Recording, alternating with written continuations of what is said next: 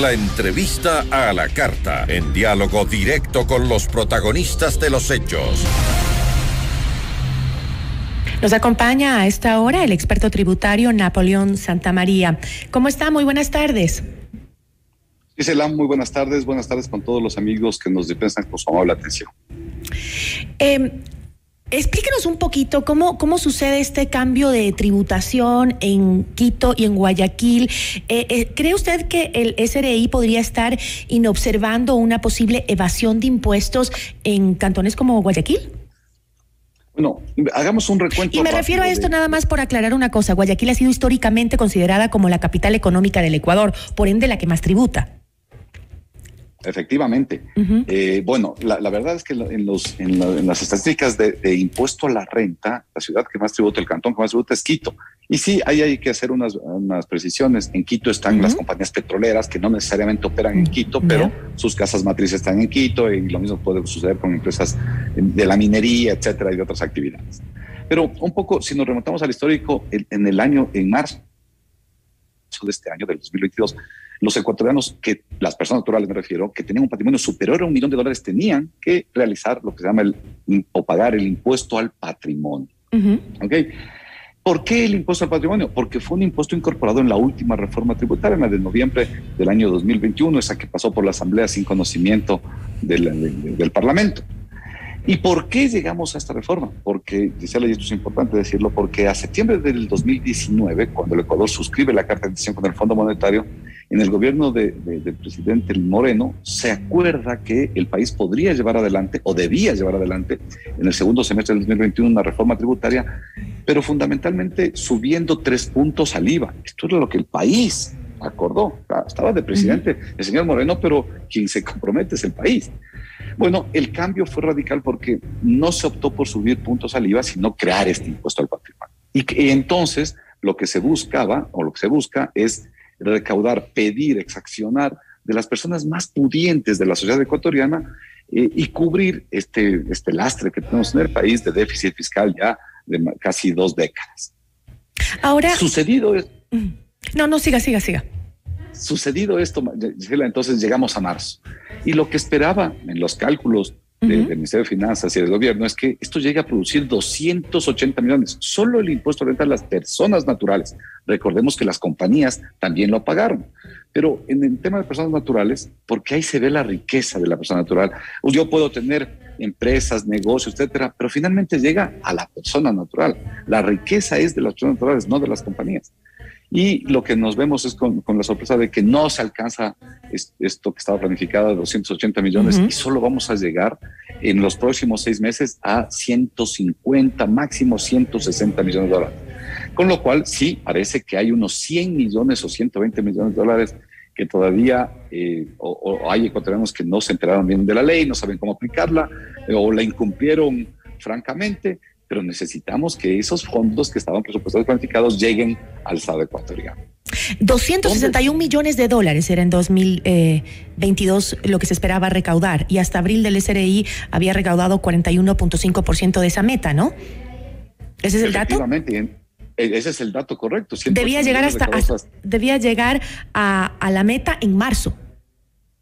No, porque acuérdense que la ley decía, pague en marzo, pero si no tiene toda la liquidez, difiera el pago hasta en 6 meses. Por lo tanto, estamos esperando que se cumplan los 6 meses. Usted ve, en abril también tenemos una recaudación, algo de 16 millones y medio tenemos de recaudación de este impuesto, y es por este diferimiento a 6 meses. Por lo tanto, si tenemos lo proyectamos... un problema con su audio, abogado. Perdón, tenemos un problema con el audio, me dicen desde la cabina, parece que... Pero mientras nos reconectamos con usted, vamos a dar algunos datos. Con 56.6 millones de dólares, las personas domiciliadas en el Cantón Quito aportaron con el 52% del total recaudado por este tributo. El impuesto a los altos patrimonios que pagaron los contribuyentes en Quito es casi 4 veces superior frente a lo recaudado en Guayaquil. Nos explicaba el experto tributario que este tema se da justamente porque las mayores empresas están domiciliadas en Quito, digamos las empresas petroleras, explicaba él. Ahí lo tenemos de nuevo. Ya, ahí estamos nuevamente con usted, doctor. Discúlpeme, pero me explicaban que se había perdido su audio, pero ya estamos reconectados de nuevo, ¿no es cierto? Sí, yo lo escucho perfecto, Giselle. Perfecto. Entonces yo le decía precisamente esto, entonces sí falta un tramo por recuperar. Y los datos que ya están compilados son fuente del SRI, está en la web del SRI, es que están marcadas muchas diferencias. Quito, el Cantón Quito aporta con el 52% de la reducción de este impuesto. Y Guayaquil con un apenas, hay que ser claros, un apenas 12%. Y no es verdad que en Quito haya 4 veces más personas adineradas que en la ciudad, que en el Cantón de Guayaquil. Parece que ahí sí tenemos algunos rasgos de ocultamiento, de inobservancia, de incumplimiento. No quiero atreverme a decir que evasión, quizás incumplimiento, pero lo que debemos decirles claramente es que deben pagar y liquidar el impuesto a la renta como lo está haciendo todo el país. Y luego otros datos que nos sorprenden, donde, por ejemplo, Rumiñahui es el 2.50%. En Rumiñahui reside el 2.50% de personas adineradas, y Manta apenas es el 1.10%, y Machala el 1%, y también nos parece que ahí puede haber unas distorsiones, un no cumplimiento, una falta de observancia de la norma fiscal. ¿Y cuáles son las estrategias que se pueden utilizar para justamente evitar que los ciudadanos o las sociedades conyugales estén evadiendo impuestos? ¿Cuáles estrategias se pueden utilizar? Bueno, recordemos que el Ecuador no tenía este impuesto es novísimo, por lo tanto ahora le corresponde a la administración tributaria avanzar y adelantar todos sus procesos de control, de determinación y de fiscalización. ¿Qué herramientas se tiene? Vean, el SRI, la directora del SRI acaba de anunciar que ya llegó información al SRI respecto de 44,000 cuentas que pertenecen a ecuatorianos que tienen situados en bancos del exterior. Muy bien, entonces lo que el SRI tendrá que es mapear, revisar que esas cuentas consten debidamente declaradas en la declaración patrimonial. Si no están declaradas, entonces deberá proceder al cobro del impuesto correspondiente bajo el título de incremento patrimonial no justificado.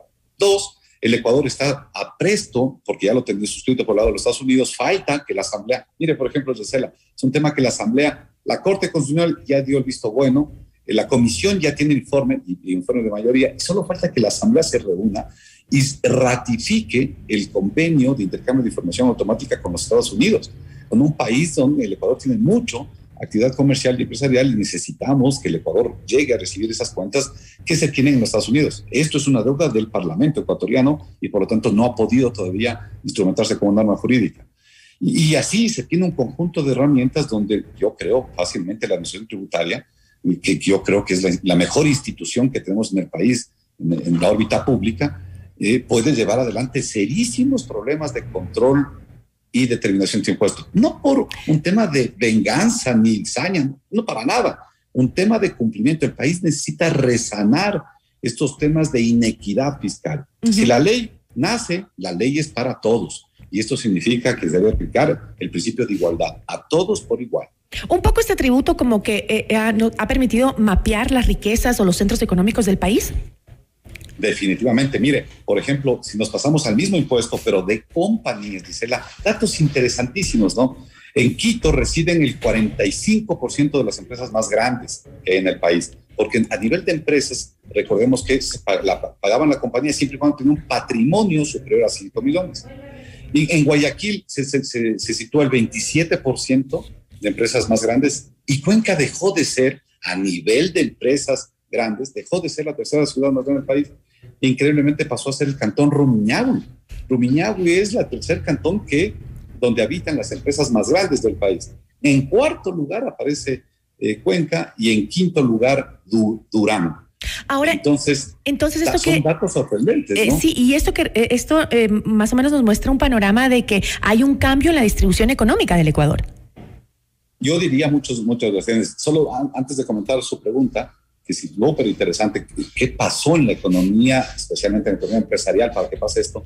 Comentarle que, por ejemplo, el cantón El Pangui y el cantón Yatzatza, individualmente, cada uno, tienen empresas más grandes que, por ejemplo, Machala, que, por ejemplo, Manta, que, por ejemplo, San Borondón, entre otras ciudades. Ambato mismo. ¿Por qué? porque ahí se sitúan empresas mineras. Entonces, ¿qué es lo que está pasando en el país? ¿Qué luz nos da? Aparte de que si es una alerta para un debate transparente, técnico, que puede haber indicios de que no se está cumpliendo con la ley de determinadas regiones del país. Dos, sí que la economía ha cambiado y que las grandes empresas, quizá la formación estructural de capital de las empresas es más pertinente para regiones como Quito, como Rumiñahui, insisto, y bueno, quizá no tanto para otros sectores. Pero también hay que ver que esto nos hace ver que hay como una diferencia que se ha creado en la cultura tributaria entre Quito y Guayaquil. Eso también puede...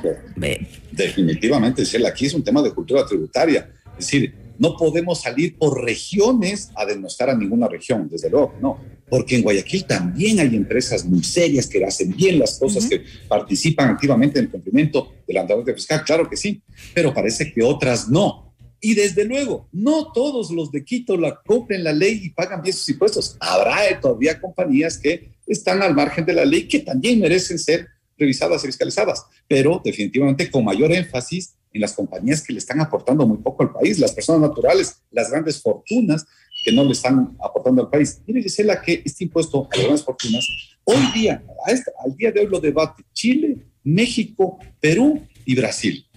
¿Por qué? Porque han visto que el impuesto a la renta no es lo suficientemente contributivo con las finanzas públicas y por lo tanto comienzan a ver que el impuesto a la riqueza sí comienza a develar las cosas que nos está develando en el país, que ciudades han progresado para ser estructuralmente receptoras de grandes inversiones, Yantzaza, Rumiñahui, pero definitivamente, etcétera. Para concluir, porque tengo que cerrar, este impuesto a los grandes capitales, este impuesto a las riquezas o a los que más tienen, digamos, como se lo planteó, no le está dando los resultados que esperaba el gobierno. Sí, los resultados todavía son cortos. Yo espero que con los anuncios que ha hecho el SRI, con el buen performance que tiene el SRI a nivel nacional, lleguemos a cumplir recordarles rápidamente esto. Quien no declara y es sancionado por el SRI tiene un recargo adicional a los intereses de mora del 50% de recargo. Mire la sanción que hay, así que quien está todavía al margen de la ley está corriendo un riesgo sumamente desmedido. Y dos, hasta diciembre se vence el plazo de regularización de activos en el exterior. Los ecuatorianos que tienen activos en el exterior, que no los han declarado en el Ecuador, todavía tienen hasta diciembre el plazo de regularlo. Si no lo regulan, entonces deberá comenzar el proceso ya de control y determinación. Y estaremos pendientes de que así se haga. Con esto me quedo. Muchísimas gracias. Saludos, Gisela. Muy buenas tardes a todos. Igual para usted. Napoleón Santamaría, experto tributario.